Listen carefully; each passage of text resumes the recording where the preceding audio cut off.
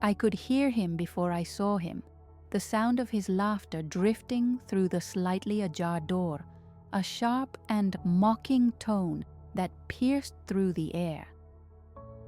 "Clara thinks she can still be someone," he scoffed, words dripping with disdain. The laughter hung around me like oppressive fog, wrapping tendrils of shame around my heart, suffocating the breath from my lungs. I shrank back against the wall, feeling the familiar sting of his words invade my very being. Was I truly that invisible, that unworthy of respect in my own home? "My name is Clara. I'm 41. For nearly 2 decades, I've devoted myself entirely to Mark, nurturing his career and raising our children. Yet here I was, a mere specter in a house full of memories, some bright, some desperate, all riveted by the harsh realization that I had been living under a facade crafted by his ambitions. The world outside seemed vibrant and alive, while inside I felt like a ghost, haunting rooms strewn with echoes of laughter that didn't include me. The cold fluorescent light above flickered like my hope, casting harsh shadows that amplified my insignificance. I had pushed my own dreams into dark corners of a forgotten closet, left to gather dust like faded photographs.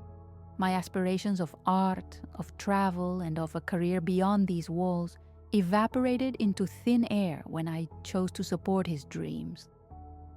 I was constantly told to be thankful that my role was to hold everything together while nurturing our children. But as I stood there, feeling the weight of betrayal and ridicule, I suddenly realized the high price of such stability. The laughter continued to bounce through the air, mingling agonizingly with my heartbeat. Mark's friends' voices flowed like a sinister melody, playing scenes of my servitude in my mind. I could picture him at a dinner party, regaling tales of his successes, while I lingered in the background like a ghost, an obedient wife pouring drinks, clearing plates, always the helpful hand but never the center of attention. The room filled with his charisma, while I suffocated in silence, overshadowed by a man I once loved and admired. My heart sank deeper with each syllable spoken in jest. The weight of his betrayal curdled in my stomach as I recalled the late nights I sacrificed for him, the moments when I silenced my own aspirations to cater to his needs. The dream I once held close, becoming an architect, creating spaces that reflected who I truly was, dwindled away, eclipsed by the bright lights of his soaring career. After a silence, he threw a dismissive remark about my artistic pursuits. "Chasing dreams is for the young and impractical, Clara," I could almost hear him say. That sentence would cut more sharply than any knife. It was not just a rejection, it was a declaration of my worthlessness, an assertion that I should feel privileged to stand in the shadow of his accomplishments. It felt surreal, as if I was watching a film, a spectator in my own life, the actress in a tragic melodrama. The truth was rendered in my mind, cold and unforgiving. He saw me as not much more than an accessory, a necessary component of his narrative, but ultimately irrelevant to his pursuit of happiness. I was the backdrop to his grand performance, destined to remain unseen and unheard. As his laughter dwindled into a shallow echo, a wave of dread washed over me. Those voices, once comforting, now felt like merciless daggers, piercing my heart with sharp truths I could no longer ignore. I replayed every sacrifice, every moment of self-effacement that led me to this crushing realization. My loyalty had been rewarded with ridicule, my companionship repaid with mockery. In that moment of heartache and anger, I felt a flicker of defiance light up within me. He thought he could drown my voice, I whispered to myself, finding power in those words. But he underestimated the power of truth. It was a shift, an ember igniting amidst the ashes of my anguish. I had a voice that mattered, and it was time to reclaim it. Leaving the room, I embraced the pain enveloping me as a blueprint for change. The reality hung heavy in the air, but it felt like concrete beneath my feet, something solid I could build upon. I stood firm, no longer a shadow cast in the background. I would write my own narrative, reclaim my identity from the rubble they had made of it. Determination surged through me as I turned away from that door, ready to reshape my path. I would no longer let his laughter echo in my ears without a response. If he thought he could suffocate me with scorn, he would soon learn that truth has a power of its own. I would find my voice and take my place, no longer an overlooked specter, but a woman of strength and purpose in my own right. The silence in my heart felt heavier than the walls surrounding me. I could only retreat into the cool confines of the guest room, the one I'd started sleeping in after Mark's latest tirade had left me feeling smaller than dust. The bed was made with fresh linens, stark white against the dark wood furniture, but it offered little comfort. I curled up under the blankets, hoping to find solace in the fabric's embrace, but instead, memories invaded my mind like a relentless tide. Years of sacrifices flooded back, a relentless parade of moments where I chose family over self. I recalled the first time I shared my dreams of becoming an architect. I was nervous yet eager, sitting across from him at our kitchen table, sunlight streaming through the window. "I want to design spaces that inspire," I had said, my voice tremulous with hope. Mark's laughter that day still echoed in my ears, sharp and dismissive. "Chasing dreams is for the young and impractical, Clara. You know that," he had said, waving his hand as if brushing aside a pesky fly. I wanted to fight back, to argue that I was still vibrant, that my voice deserved to be heard, but I hadn't. In his eyes, I saw the disdain settle. It warned me that my aspirations were mere trifles to him. And so, I buried that dream, tucked it away in a box labeled "too ambitious." Now, as I lay there in the suffocating dimness of the guest room, I was struck by the weight of everything I had given up. The career I never pursued, the passion that turned into regret, the friendships faded while I bowed to the demands of family life. How had I let it come to this? I remembered late nights spent comforting the children while Mark reveled in late meetings that often stretched into wild, drunken escapades. I recalled a specific evening when I valiantly held a school project presentation for our daughter, hoping to show her that ambition was attainable. As I laid out her projects with pride to several parents who gathered, I had felt a warm surge of fulfillment. It was fleeting, however, as just moments later, Mark rolled in, barely acknowledging the scene I had orchestrated. Instead, he'd scoffed and murmured loudly, "You're better suited to help with the housework, Clara." As he poured himself a drink from the buffet, laughter trailing behind him like shadows, I had felt the weight of every snicker, every turned head, and knew I had been reduced to nothing more than a caretaker. Days turned into weeks, and weeks morphed into years, yet it was as if, with each passing moment, I was erasing pieces of my own identity to make room for his. In the quiet confines of the guest room, I curled up tighter, memories unraveling around me like a moth-eaten tapestry. I missed the woman I used to be, brave, loud, and adventurous. Instead, I wore the mask of a dutiful wife, quiet and compliant, a role crafted by someone else's expectations.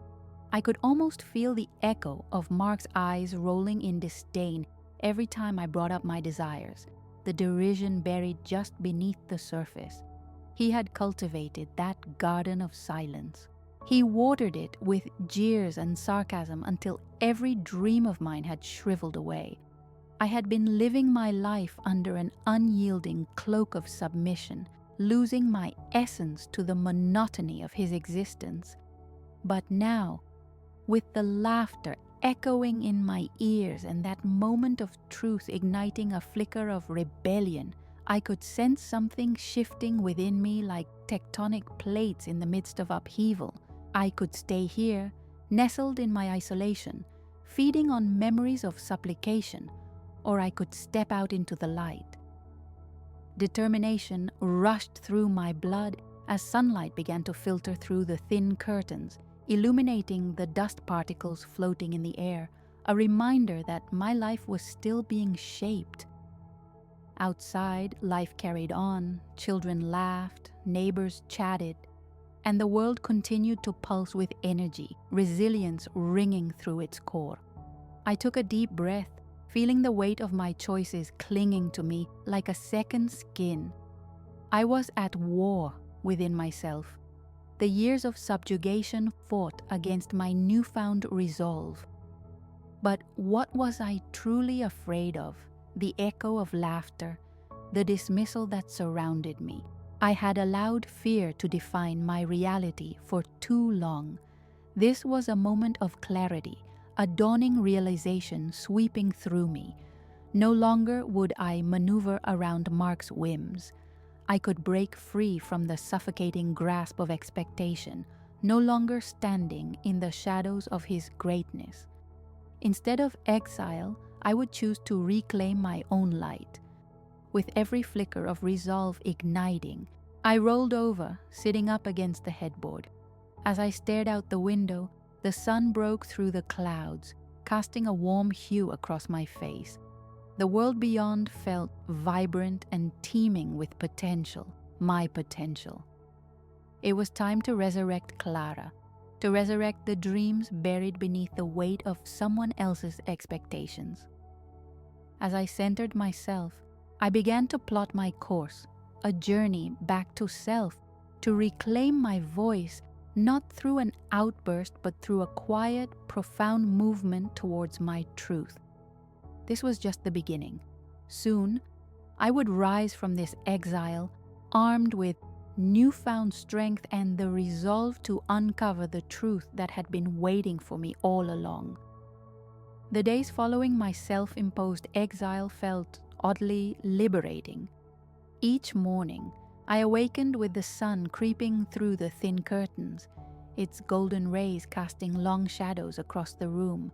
The guest room, once a prison, began to transform into a sanctuary for my thoughts and dreams. I took my time each day. Slowly, deliberately, I became reacquainted with my own breath, my own thoughts, myself, in essence. One morning, as I rummaged through the clutter that had accumulated in the small closet, a remnant of past lives, lost ambitions, and now, perhaps, a chance for something new, I stumbled upon an old box. Its corners were worn, dust-encrusted, and the lid was slightly ajar, beckoning me closer. I knelt on the floor, pulling it into the light, feeling the rough texture of cardboard against my fingertips. Inside were treasures from a past I had forgotten, sketches I had made during art classes, notes passed between friends, and even an old planning sheet for an architectural project I had detailed meticulously back in college. But buried beneath those lost fragments was something else, a tightly folded piece of paper yellowed with age, almost as if it too had been in exile. Curiosity piqued, I unfolded it slowly, revealing a hand-drawn map of our neighborhood that I had made years ago. It marked the positions of our own house, plus others, friends, colleagues, and even the location where I had first met Mark. But then I noticed something unexpected. There, scribbled in the margins, were reminders of conversations I had once had about local development projects. A flood of nostalgia washed over me, a life unencumbered by the shadows of my husband. And as I explored further, a crisp white envelope slipped out from beneath the papers. It fell onto the floor with a soft thud, and I picked it up with hesitant hands. The name, Mark, written in elegant cursive across the front. My heart raced. Within that envelope was an echo from the past, a tether to everything I once was. I hesitated, momentarily caught in a fog of uncertainty. Should I open it? But perhaps this held the key to some truth I had been yearning for in my quest to reclaim who I was. With a determined breath, I pried it open and slid out a letter. The moment I began reading, the breath caught in my throat. It was a love letter, written to Mark during a particularly rough patch in our marriage, a desperate plea for connection I had penned after one of his evenings out. In it, I bared my soul, detailing frustrations, observations, and, most importantly, my deep desire for him to understand me beyond just a caretaker. It was filled with reminders of joy, of passionate nights lost in each other's arms, a stark contrast to the mocking laughter I had come to know. But what shocked me most was towards the end. I had referenced a conversation between Mark and his sister Emma, where they had discussed my so-called limitations. I had written about my heartache upon overhearing them, the profound sense of betrayal that washed over me as I realized they believed I lacked ambition, that I merely filled a role as a dutiful wife. As I recalled that moment, layers of memory crystallized, giving me clarity I had so desperately craved. The letter hit me like a tidal wave. Buried within my vulnerability lay justifications for the decisions he had made in our lives. At that moment, I recognized that Mark and Emma had conspired to redefine me, to belittle my dreams. Anger bubbled within me. How foolish I had been to believe their interpretation of me. The silence that had once wrapped around my voice began to dissipate, revealing the tempest beneath. With trembling hands, I tucked the letter back into the envelope and shoved it back into the box, staring at it for one last moment, like a lifeline entwining my past with my potential future, a spark of determination igniting within me. I had already begun reclaiming Clara, the ambitious architect, the daring artist, the woman unapologetically reclaiming her truth. But this only strengthened my resolve. That evening, as twilight settled, I began to plan. I would not only reshape my destiny, I would confront the lies that had been told about me. I would unravel the narrative spun by Mark and Emma. Adding to my burgeoning arsenal, I turned my focus back to that neighborhood map. With a palpable sense of purpose, I pulled out my sketch pad, flipping to a fresh page. This was just the beginning. Every detail of that map felt like a catalyst. I began marking locations where new property developments were underway, sites where I could imagine myself contributing to the community, reinventing the spaces I had once longed to shape. Each line I drew became a fabric of possibilities, a powerful declaration that I was still here, still dreaming, and ready to reclaim my life from the remnants of unkind words and demoralization. That night, sleep came easy, wrapped in newfound conviction and hope. I lay in bed, envisioning which steps I would take to uncover the secrets Mark had kept hidden. The thought of him underestimating me had become a catalyst for change. I smiled to myself, knowing I would soon herald the truth back into the light, not only for him but for myself. The orchestrated echoes of laughter that had once tormented me would soon face the reality buried deep beneath. Tomorrow, I would dive deeper, through investigation that would lead to discovery, uncovering not only Mark's treachery but also, most crucially, my own strength. The next morning, I woke early, exhilaration coursing through my veins like adrenaline. My resolve crystallized overnight into clarity and purpose. My morning routine, once a mere act of obligation, transformed into a strategic preparation. As I brewed coffee, the familiar aroma filled the kitchen, but this time I poured the steaming liquid more for the energy it provided than for a morning ritual meant to appease Mark.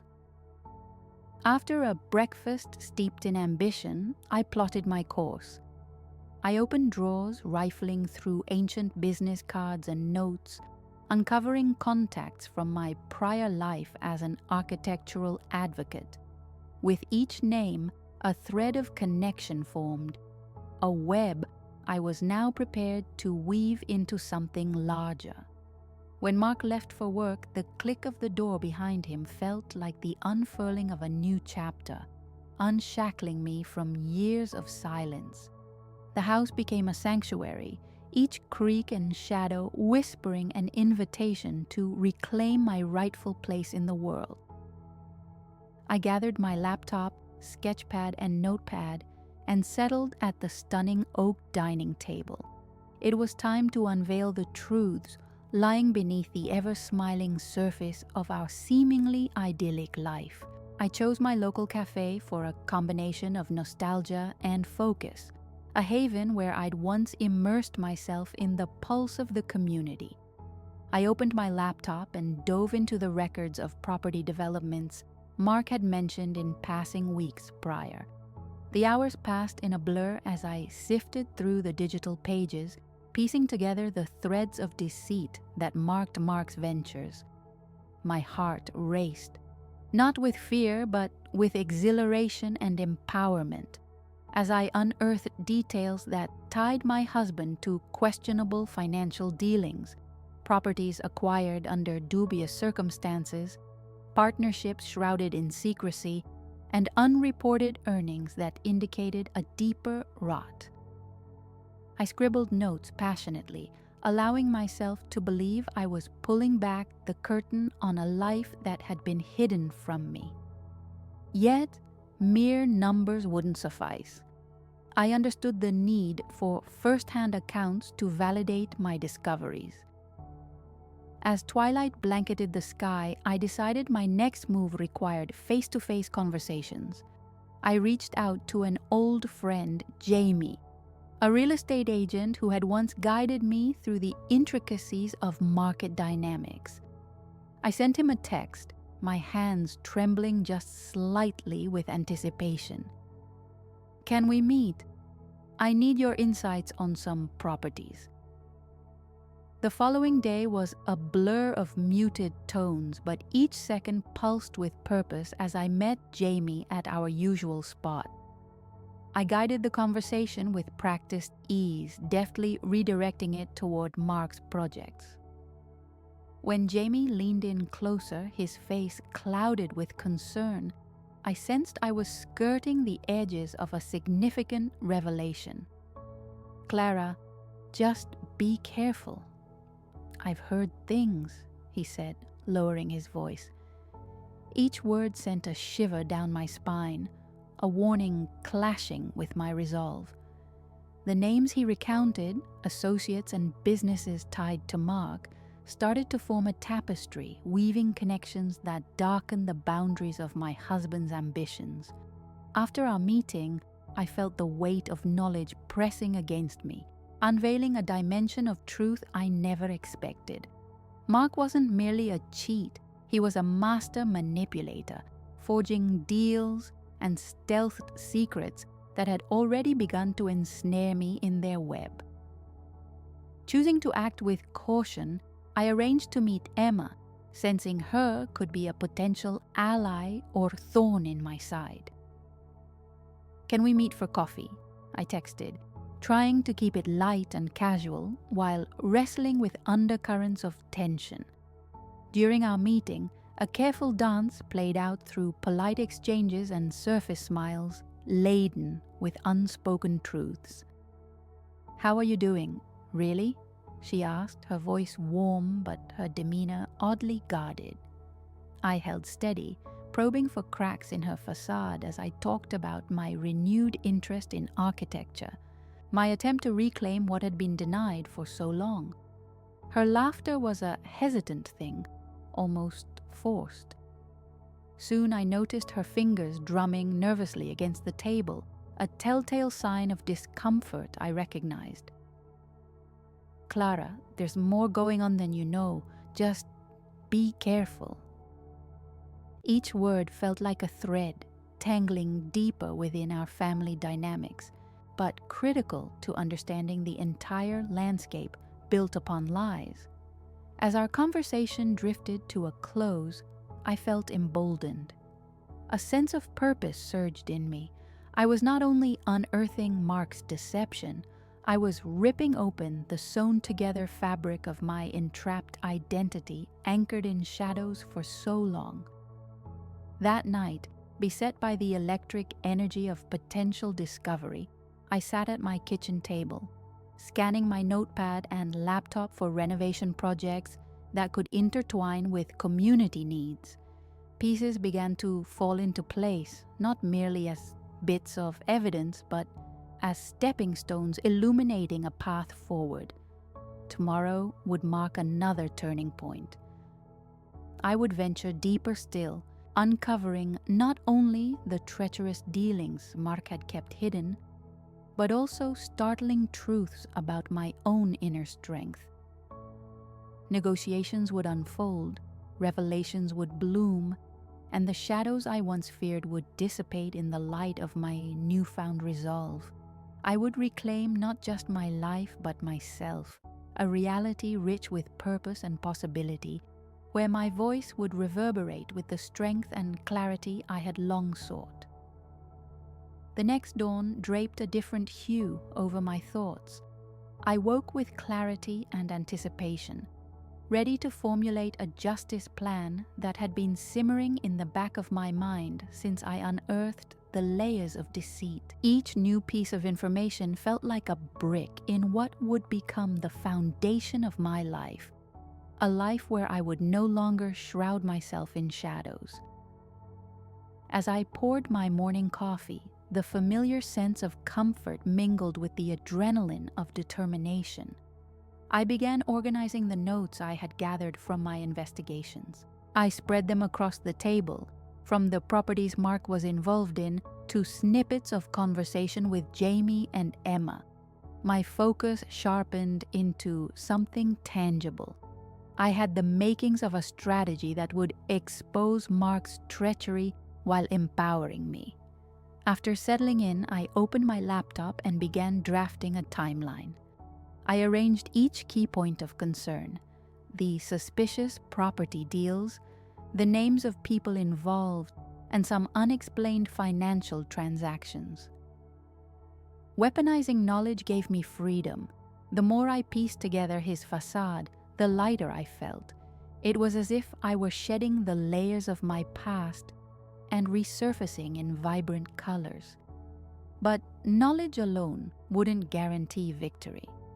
I needed to tighten the noose around Mark's deception intentionally, and that required a methodical approach. Cracking the shell of his carefully constructed image would be crucial, so I stopped to think of the best way to gather evidence and build my case. I remembered the dusty old file cabinet in Mark's home office, papers piled haphazardly atop each other.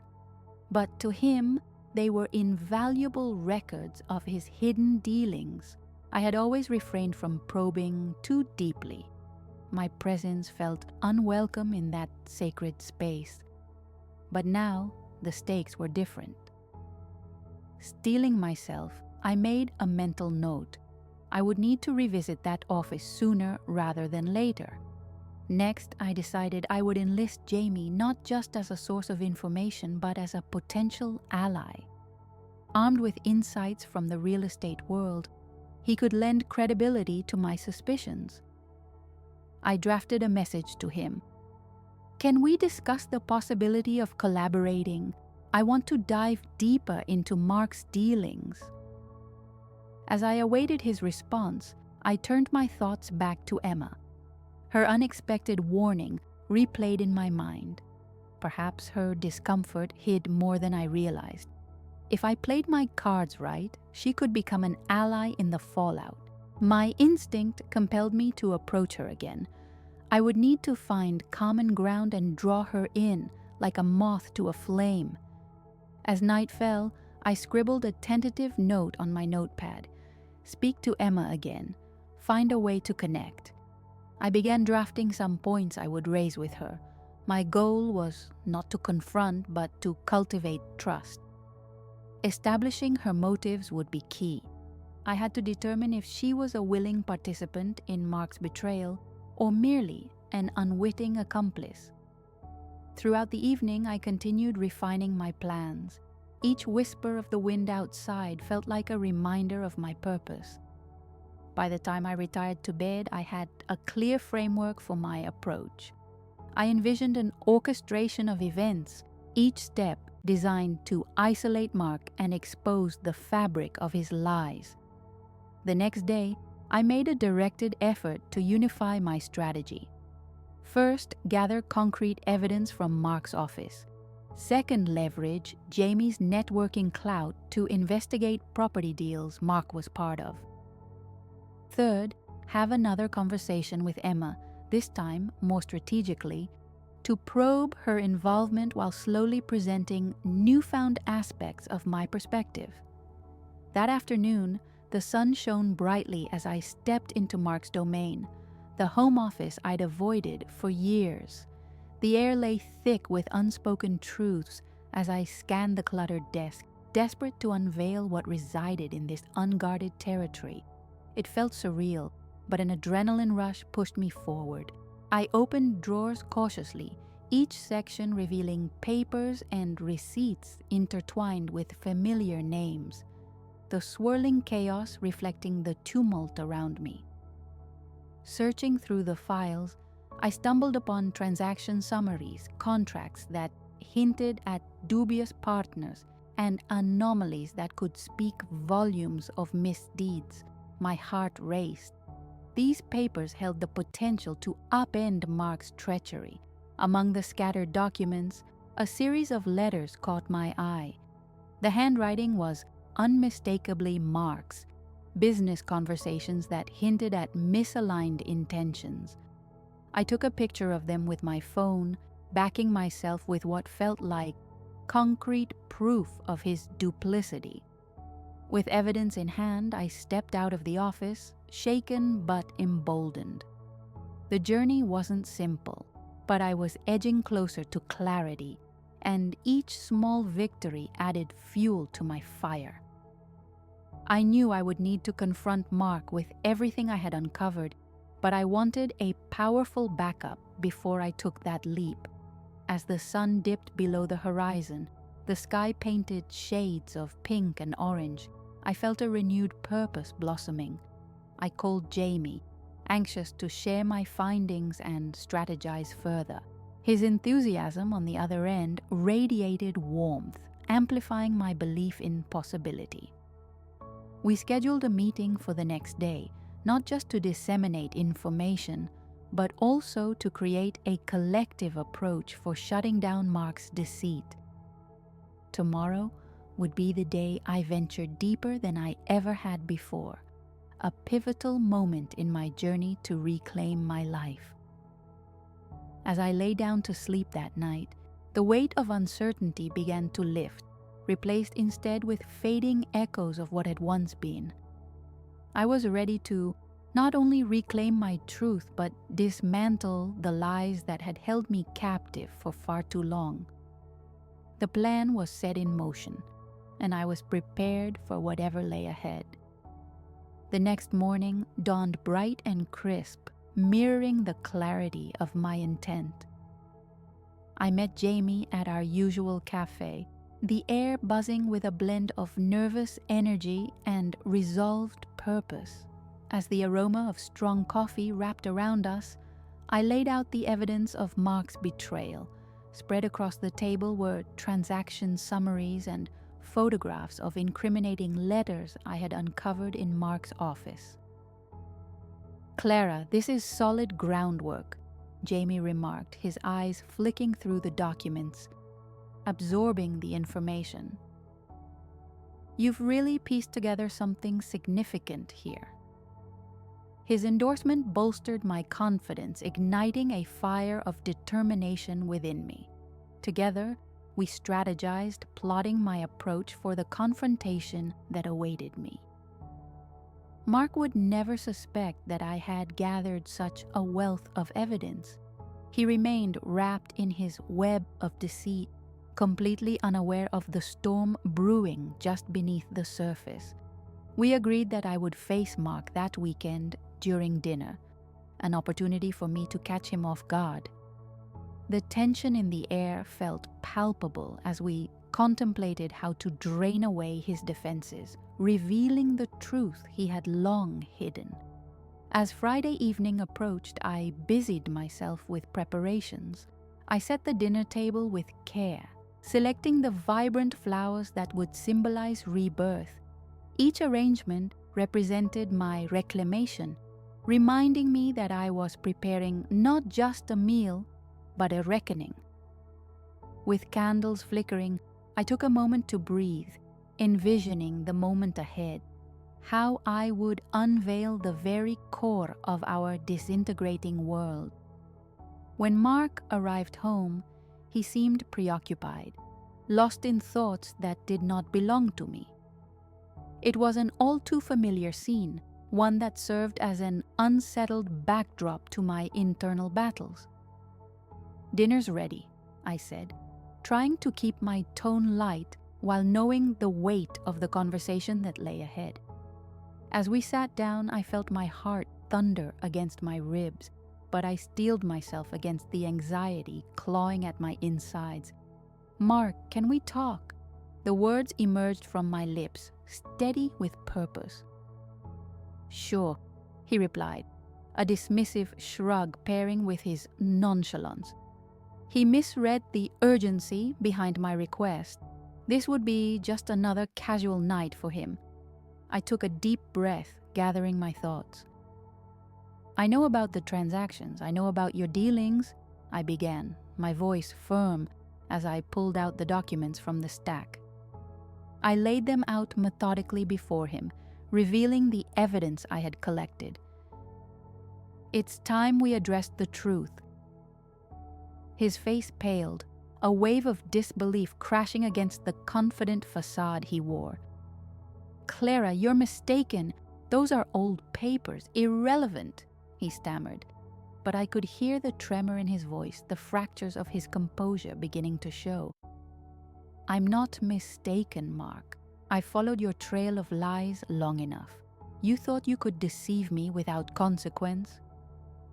My voice rose, the words flowing like water released from a dam, each accusation threaded with the weight of all the moments I had been silenced, the times my instincts flared, and I chose to look the other way.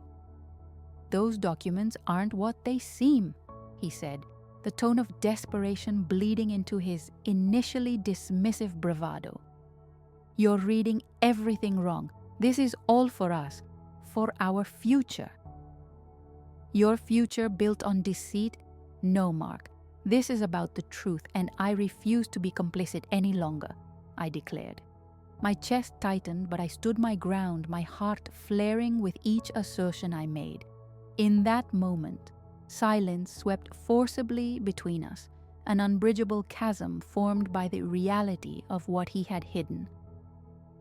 I felt my cheeks flush with the resolve I had kept bottled for so long, finally unleashed.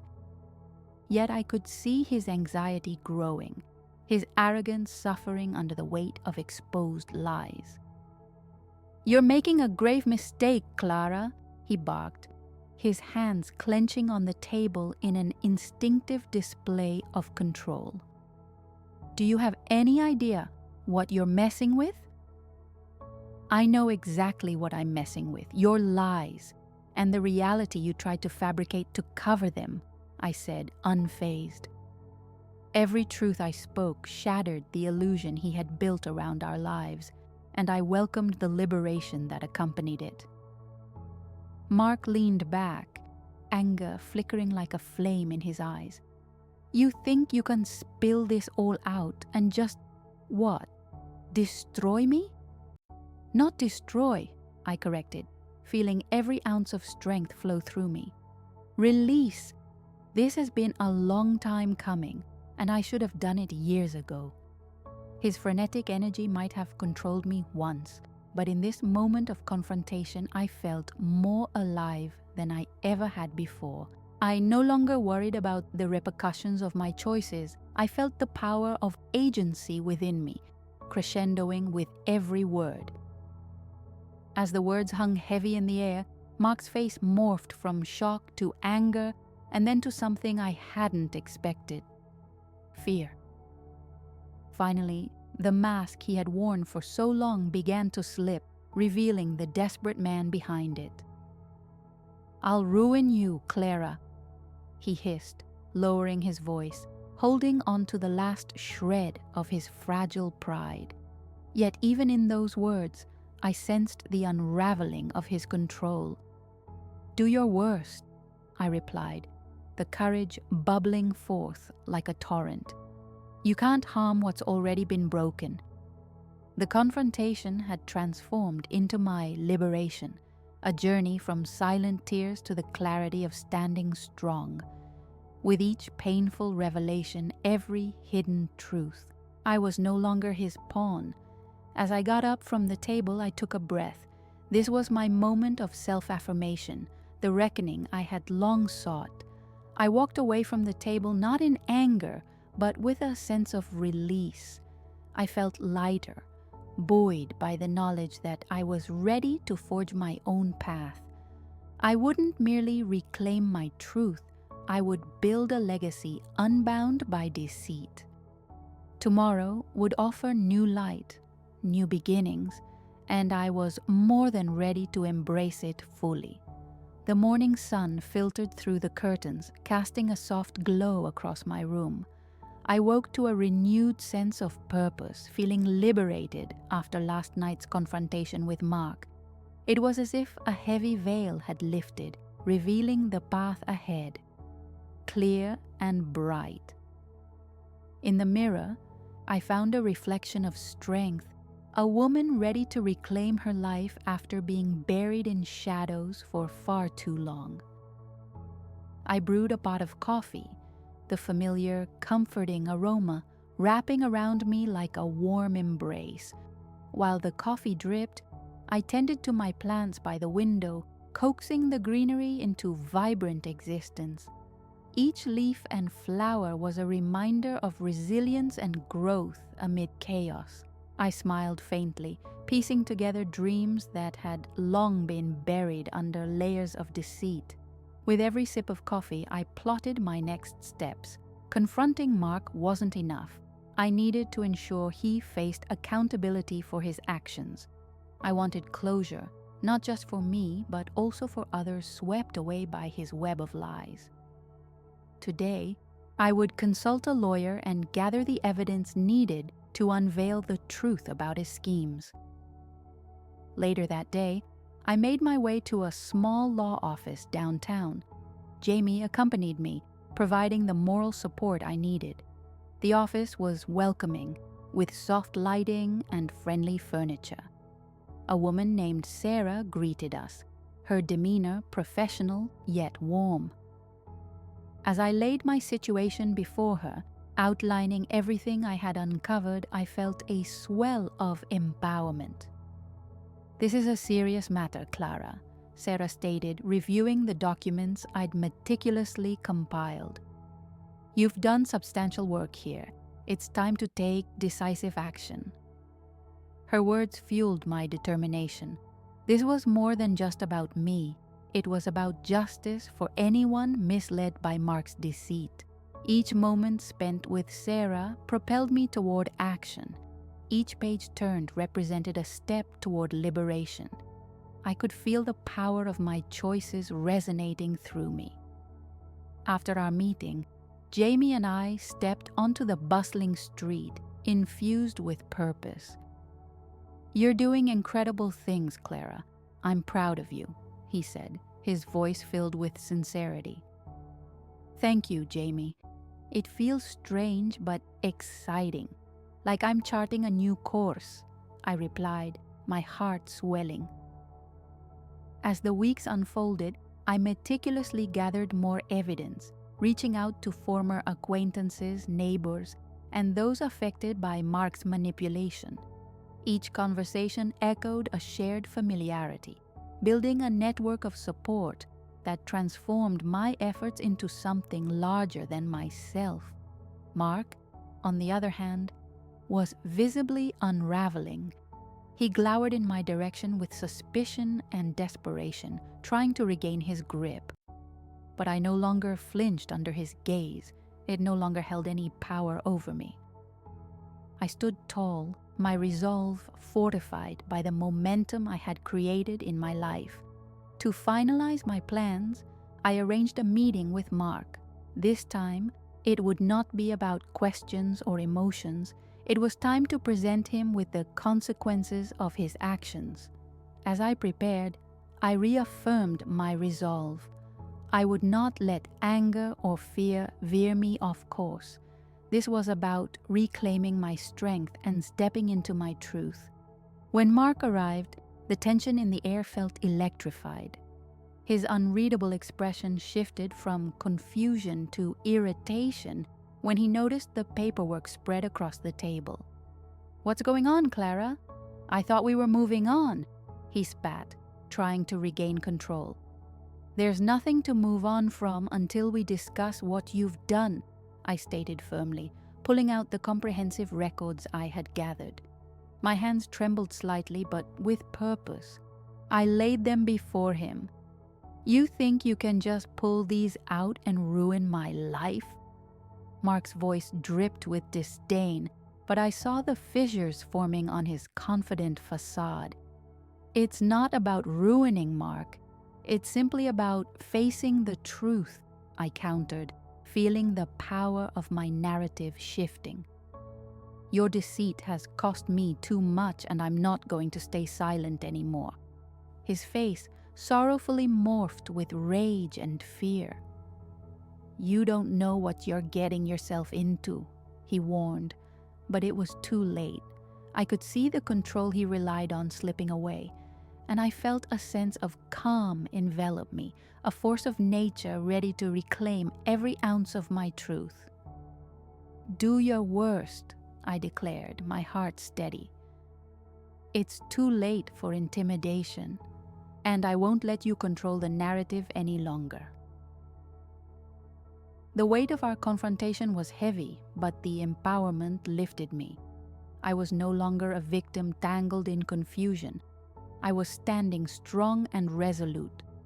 I walked away from that meeting not with bitterness, but with a powerful sense of release, knowing that I had taken back the reins of my life. The days that followed were transformative.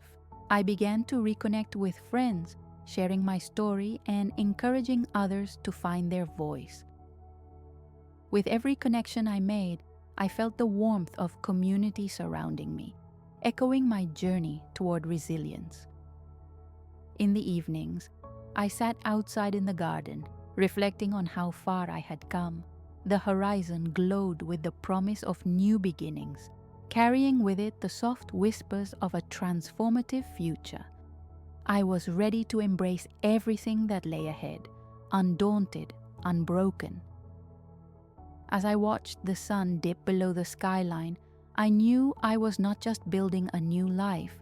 I was forging a new legacy, one painted in the vibrant colors of strength, resilience, and newfound truth. No longer bound by the past, I stood ready and eager for the possibilities that awaited. With each new dawn, I would rise stronger, rewriting my story with every choice I made, one driven by authenticity and fueled by the power of my own voice. The weeks rolled on, and every day felt like a step into a sunlit future I had long thought unattainable. My mornings now brimmed with purpose. I embraced painting once more, the act of transforming blank canvases into vivid expressions of my rebirth.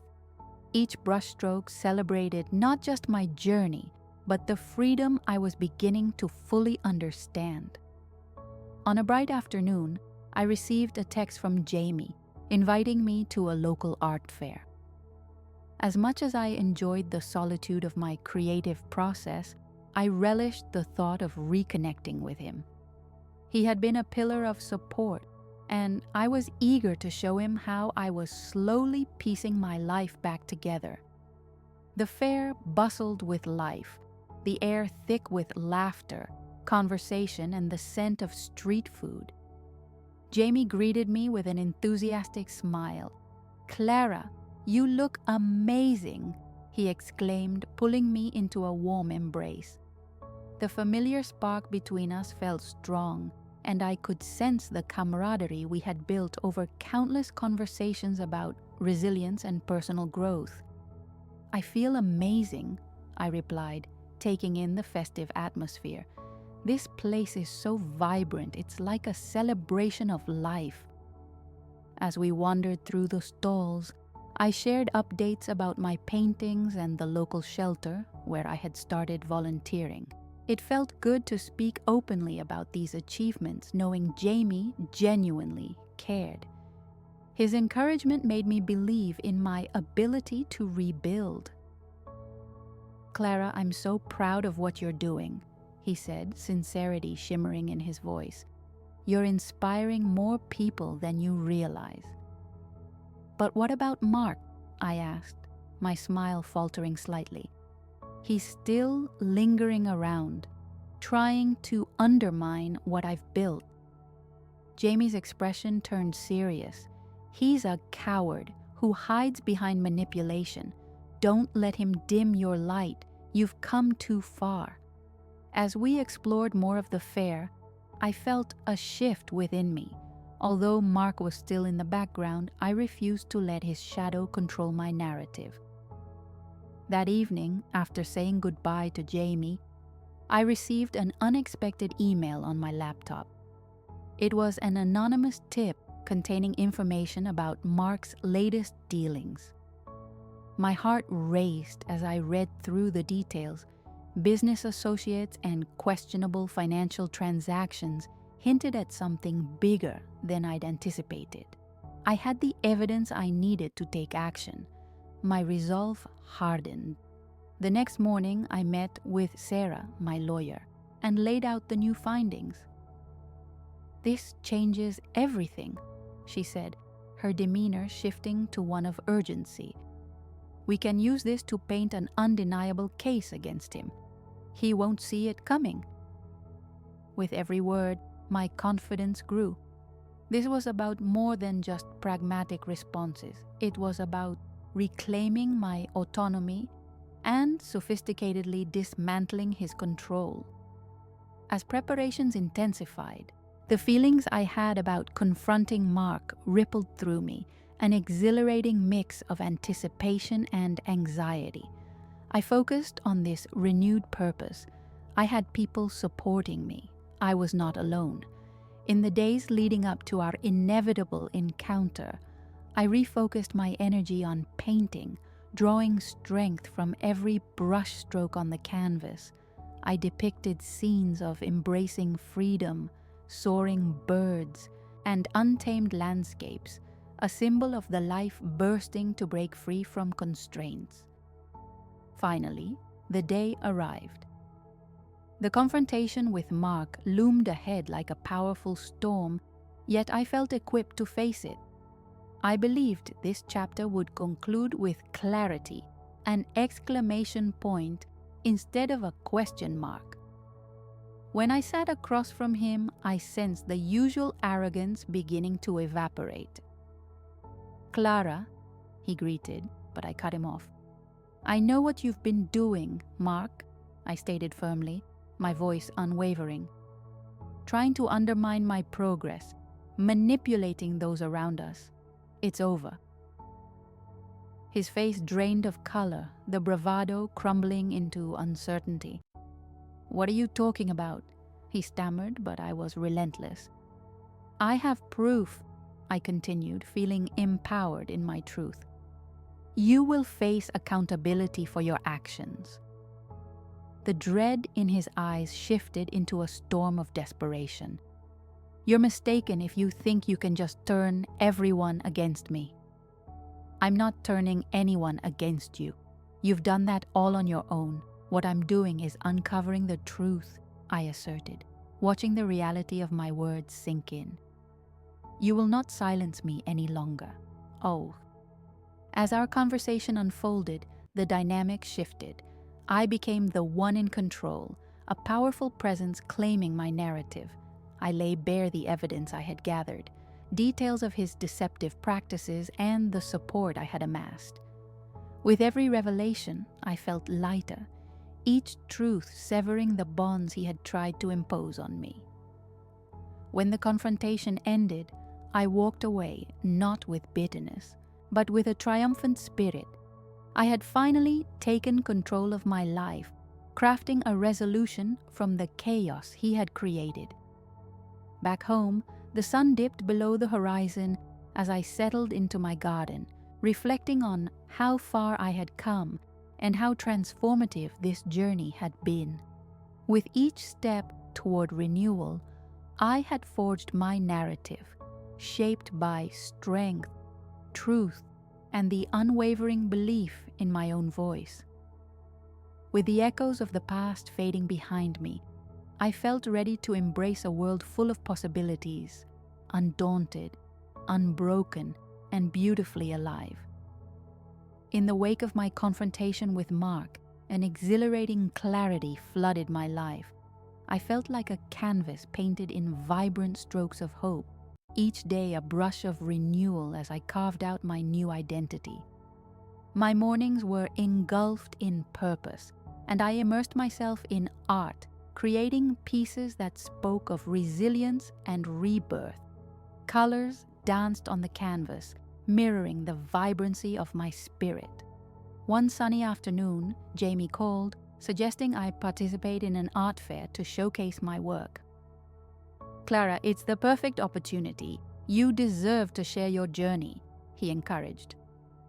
I felt excitement pulse through me at the thought of stepping into the world, exposing my transformation. I agreed wholeheartedly. On the day of the fair, nerves fluttered in my stomach as I hung my paintings, each piece dripping with emotion and vulnerability. The atmosphere thrummed with energy, people mingling, their laughter mingling with the scent of street food wafting through the air. With each passing moment, I reminded myself that this was not just about showcasing my art, it was about embracing my story. As guests began to arrive, I found myself pouring my heart into conversations. "This piece illustrates my journey through darkness to light," I told one woman, my eyes alight with passion. As she nodded, I could see a flicker of recognition in her eyes, a shared understanding of struggle and transformation. Towards the end of the evening, Jamie approached with a wide smile. "Clara, your work truly resonates. I'm so proud of you." His enthusiasm bolstered my spirit. I felt like I was settling into my place in this world. But it was after the fair, in the quiet of my studio, that inspiration struck. Wouldn't it be powerful to create a workshop for women who had experienced similar betrayals? A space where they could reclaim their voices through art. I reached out to Jamie to brainstorm the idea, excitement coursing through me. Within a few weeks, we organized the first workshop. My heart raced with anticipation, mingled with a hint of anxiety. What if they didn't connect with my message? Nevertheless, I squared my shoulders, reminding myself of the strength I had cultivated. On the day of the workshop, I arrived early to prepare. The room felt alive, adorned with colorful banners and my artwork. As participants trickled in, I could feel their waves of uncertainty but also eagerness. I opened the space, inviting everyone to share their stories. As I led the group through various exercises, the nervous energy dissolved. Laughter echoed as women began painting, embracing the colors that expressed their tumultuous journeys. One woman, Emily, shared her experience with hesitation. "I thought I lost myself after my divorce, but this feels liberating." I felt my chest swell at her words. "You have the strength to reclaim what's yours, Emily. We're all here to support each other." As the workshop unfolded, later into the session, tears mingled with laughter, a tapestry of healing. Each stroke of the brush opened, voices, thought, silenced. I was no longer just an artist. I was a guide, helping others unearth their strength and reclaim their identities. By the end, the atmosphere reverberated with connection and empowerment. Participants lingered, exchanging contact information and vowing to support one another. I realized that I was not only healing but also creating a community grounded in authenticity and shared experiences. Weeks passed, and I organized a small exhibition featuring the work produced in the workshop. The excitement meandered through the air like an electric current as attendees marveled at the stories each painting held. I gazed at the myriad colors, each a testament to resilience forged through pain. The night of the exhibition, I felt a swell of pride. Mark's presence faded into the background, almost a whisper of the life I had shed. Surrounded by laughter and vibrant conversations, I found solace in the relationships I had formed and nurtured. As patrons mingled, I saw friendships blossoming in real time, connections forming under the bright lights of creativity. My heart brimmed, knowing I had accomplished something profound. I was not just living, I was thriving. Among the attendees, I looked around and felt a new wave of gratitude wash over me. Here I stood, a woman transformed, aligned with my purpose, helping others to rise and reclaim their narratives. The past no longer held power over me. Instead, I was an embodiment of hope. As I understood, it was not just the art I had created that mattered. It was the ripple effect of empowerment radiating from every piece, from every story shared. As the night wound down, I vowed to continue this journey, for myself and for others seeking refuge. In embracing my truth, I had ignited a path toward new possibilities. I stood on the cusp of my new life, undaunted, unbroken, and beautifully alive. The horizons stretched wide open before me, and I was ready to embrace every colorful moment that awaited. In the wake of my exhibition, an invigorating sense of fulfillment enveloped me. Each painting represented not just an artwork, but a journey of resilience and shared experiences.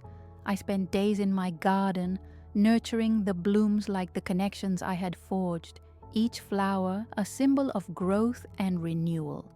One afternoon, while tending to my roses, Jamie appeared at the gate, a broad grin on his face. "Clara, I have an idea," he said, his enthusiasm infectious. "What if we partnered with local businesses for community art events? We could really expand our reach." The proposal ignited my spirit. "Absolutely. Bringing people together through art could empower so many," I replied, my heart racing at the prospect. As we outlined our plan, envisioning workshops and interactive exhibitions, I felt a renewed sense of purpose forming. Over the next few weeks, we organized our first community art event at a local cafe. The atmosphere buzzed with anticipation as families gathered, children's laughter blending with the scent of freshly brewed coffee. I faced the crowd with excitement and nerves. Welcome, everyone. Today, we're not just creating art. We're sharing our stories, I announced, inviting participants to engage in guided paint sessions. The colors spilled across the canvases as participants poured their hearts onto the pages. I watched as a mother and daughter painted side by side, vibrant strokes reflecting their hopes for the future. Laughter erupted from a group of college students collaborating on a mural, their shared stories transforming into vivid imagery. The connection among attendees warmed my heart. This was what I had always envisioned, a space where creativity could flourish and vulnerability was welcomed. Watching friendships blossom felt like witnessing the most beautiful transformation. At the end of the event, participants lingered, finding common ground and promising to return. I felt a mixture of pride and joy swell within me. The community was truly alive, and I had played a part in its creation. Months rolled on, and I found myself invited to share my journey on local radio. Standing before a microphone, I spoke of how art can bridge gaps between experiences and empower individuals. Art has the power to unite us, to help us heal, I asserted, reflective of my own journey. Back home, I turned my focus toward a new series I began, The Threads of Resilience. Each piece depicted women weaving their stories together, capturing myriad emotions from despair to joy. It was a celebration of our shared humanity, an invitation for others to reclaim their narratives. One evening, as I painted, I received a call from Sarah, my lawyer. "Clara, it's time we discuss finalizing Mark's settlement. It's an important step in closing that chapter of your life." I took a breath, memories cascading through my mind. "I'm ready, Sarah," I replied, feeling a profound sense of closure washing over me. I was not who I once was, burdened by the weight of betrayal. I felt liberated and in control of my destiny. In the fall, I continued to host community art events, nurturing relationships and cultivating creativity. With each gathering, I celebrated how lives intertwined, how stories found voice, and how communities grew. I embraced speaking opportunities, sharing my journey, and encouraging others to explore their creative paths. The more I poured into my community, the more I felt my own healing deepen. I had not only created something beautiful, but had become part of something greater. A movement where art, connection, and resilience blossomed in tandem. As I looked ahead, an exciting anticipation filled me. Each workshop, each new piece of art was a step into the future, rich with possibility.